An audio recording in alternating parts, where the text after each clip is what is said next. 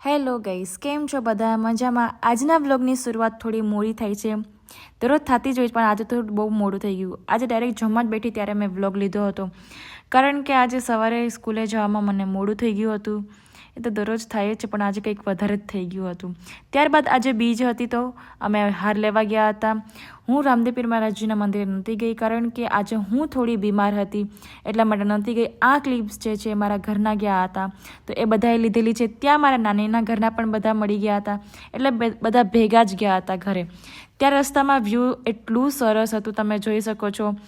એટલી સરસ ત્યાં વ્યૂ જોઈ અને આખું માઇન્ડ ફ્રેશ થઈ જાય છે. ત્યારબાદ બીજા મંદિરે એ લોકો ગયા હતા. ત્યારબાદ મેં ચલો સોચ્યું કે આજે હું સફાઈ કરું, તો પણ આ સફાઈ કરવા દે જ નહીં. મને એટલો પરેશાન કરતો હતો ને, એવું કે હું તને પરેશાન જ કરીશ, તને સફાઈ કરવા તો દઈશ જ નહીં.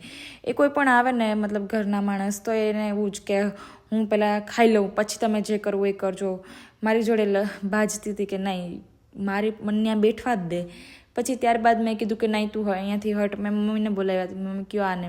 પછી એ ત્યાંથી વહી ગઈ. મેં બેડશીટ સરખી પાથરી દીધી હતી.